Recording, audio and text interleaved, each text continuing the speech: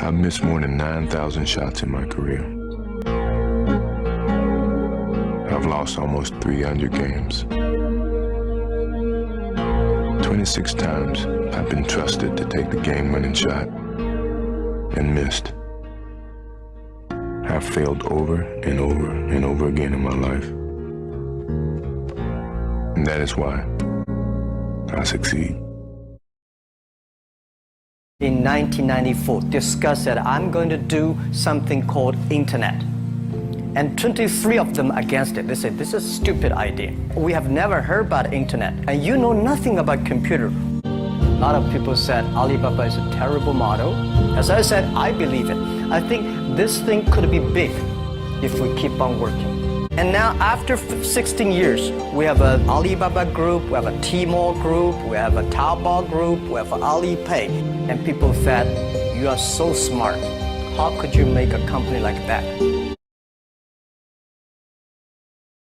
You will fail at some point in your life. Accept it. You will lose. You will embarrass yourself. You will suck at something. There's no doubt about it. I was a 1.8 GPA one semester, and the university very politely suggested that it might be better to take some time off. I was 20 years old. I was at my lowest point. But here's the thing. I didn't quit. I didn't fall back. But I continued to fail and fail and fail. But it didn't matter, because you know what?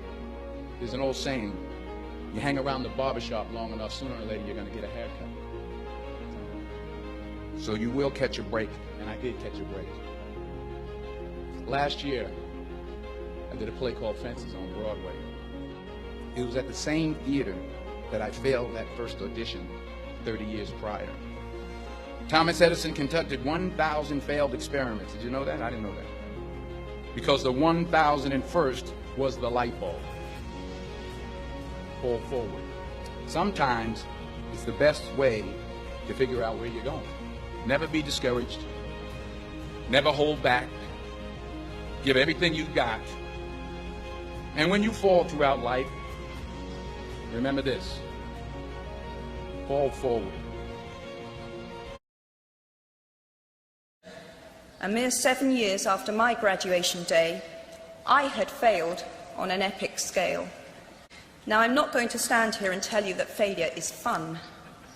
So why do I talk about the benefits of failure?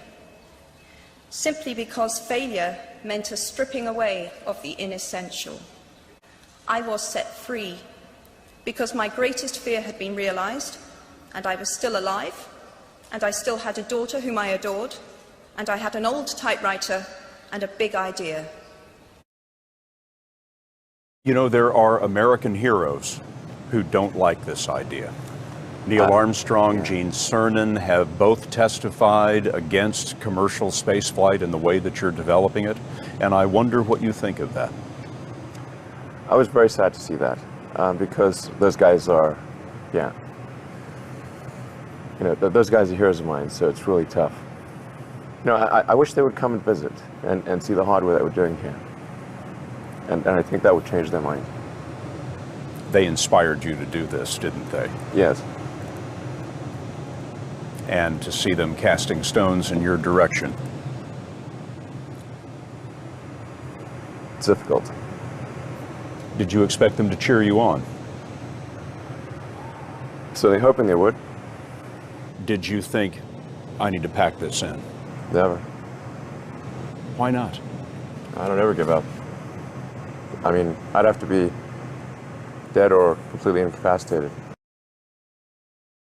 I think the best way to prove your value is to work, is to learn, is to absorb, to be a sponge.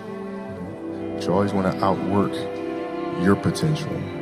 Because I asked a lot of questions. When playing with Bryant Scott, I asked him a lot of questions. Eddie Jones, who was great at chasing guards off the screens, and I didn't understand how to do that. I would sit with him before practice, after practice. Magic, all the Laker greats, I would always sit down and just ask them questions about certain games that I studied growing up. What actually happened there? What did you feel there and why? You know, I felt like I didn't feel good about myself if I wasn't doing everything I could to be the best version of myself. I can't believe it's come to an end. You guys will always be in my heart. And